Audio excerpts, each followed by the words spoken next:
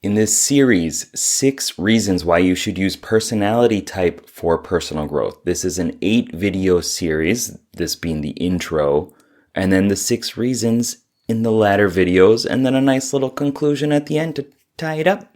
So if you're looking to get into personal growth and you're thinking about personality type as the vehicle to get you there, this series is going to help you out. It's going to give you some real actionable reasons and steps for you to bring in along your journey.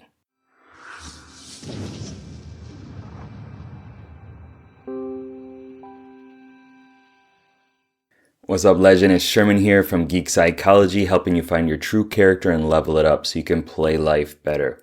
I am an INFP within the Myers-Briggs type code, and I've been living in Japan for about 15 years now. I set off on my journey to understand myself and the world around me, and this is where it brought me. To making YouTube videos, trying to help people make the world better and appreciate themselves for who they are and the strengths that they bring to the world. I also like to bring in RPG mindsets and mentalities and kind of gamer, geek aspects as well. All right, so if that works for you, then stay tuned for the rest of this series and you're going to get a lot out of it. First of all, why personality types? Why is that the go-to for me within personal development? A lot of people can, have some pushback against personality type in general and say that, it's just, you can't classify all the people and use that for growth. I'm too special. I'm too unique. People are not that easy to understand. And to that, I say, who cares as long as it's a helpful model? And I believe it's a helpful model, right? The purpose of a model is to be useful, right? It's not the entire terrain. It's not the actual thing.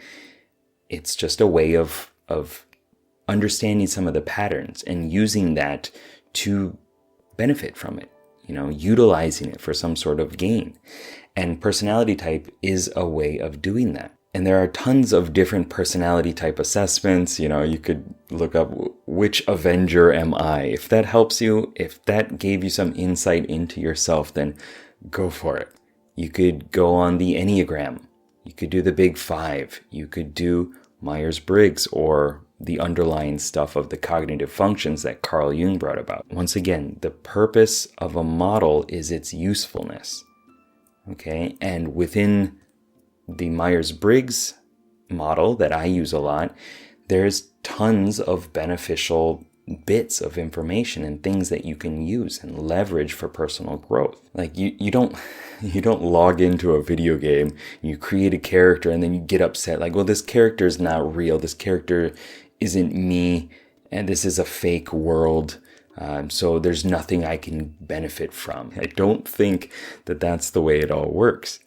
There's a benefit from it. You can escape into a fantasy world. You can learn about yourself. You can explore. You can achieve things, check things off the list to make you feel good. You can, drown out some of those negative voices. You can just relax a little bit through the game, right? You could even learn that, hey, this character class is kind of like me.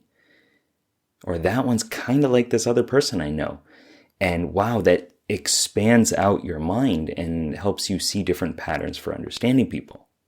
And that's what personality type is doing, except a lot of the models that I use have been around for a very long time, right? So take what works from other people, tweak it a little bit to make it better for you, and use it. So this brings us to the question of what is personal growth? To me, it's taking the hero's journey into your own hands.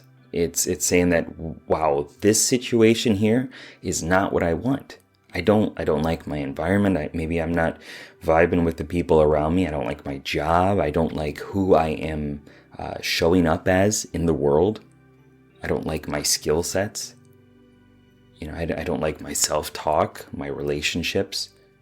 Something about that is not as perfect as I want it to be. So I'm going to take that into my own hands, and I'm going to meet that need by crossing into the chaotic other world I'm going to set off into a journey where I don't know what's going on. And through that, I'm going to struggle. I'm going to, get my butt beat. I'm going to fail a bunch of times.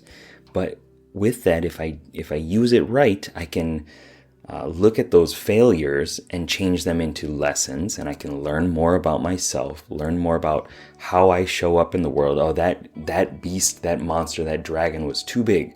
I needed to level up on the little goblins first. I needed to go run some other quests first so that I could gain experience and understand more of who I am, so that I can use more of my skill sets and take on the bigger challenges in life. And of course, with that, you find the thing that you wanted, right? You gain more ability to impact the world and to control your situation and to be at cause and say, okay, I'm able to make an impact. I'm able to do the things that I want now because I've spent the time digging into who I am as a person and understanding truly my skill set. And as always in a story, after you find the thing that you wanted, you realize that that wasn't necessarily the whole picture, and part of you actually has to die a mini death in there and realize that now that I have stretched myself, now that I've explored more of my comfort zone and become a little bit more of who I could be, of my potential, then now I have to keep going. I can't go back to that, whatever that was. I can't go back to that old life. And I need to keep going, right? And then you begin the cycle again, and you share it with other people, and you level up. You raise the tide for everybody by your personal growth journey, right? Somebody else is struggling with the same stuff that you're struggling with right now, believe it or not, and through your efforts and overcoming that, then you're able to help other people overcome their struggles in their journey. And bringing that into personality type, within the Myers-Briggs system and cognitive functions, there's a pretty clear understanding of, okay, these are my dominant skill sets. These are my auxiliary skill sets, my weapon, right? You have your class as your dominant skill set. Okay, I'm an empath, I'm a bard, I'm a healer, I'm a warrior, I'm an artificer, I'm a wizard, I'm a monk, whatever you see yourself as. And then you have your auxiliaries supporting that, your weapons. What is the tool or the weapon that you use to kind of focus that or expand that skill set from your dominant approach to life, right? And then you have some weaknesses and things also that you gotta deal with, some blind spots, some limiting factors of your life. And within any personality typing system, if it's decent, right, it's going to show you your strengths, and it's going to show you some of your struggles, your weaknesses, right? And leveraging those is something that we're going to talk about in one of the other videos coming up.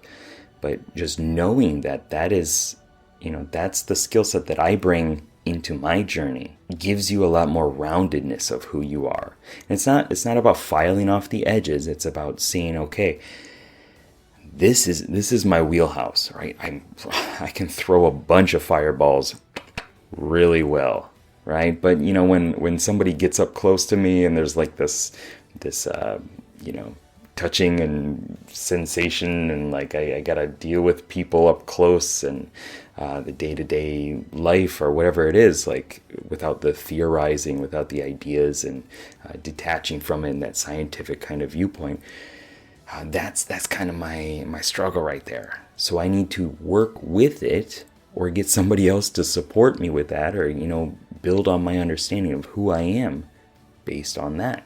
And that is all generally summarized within personality type. So use that in your personal growth, and you can leverage your whole natural approach to life. And with that, in the next video, we're going into knowing what your weakness is and how to embrace that for personal growth. Keep up the lifelong questing. Good luck, have fun. Peace.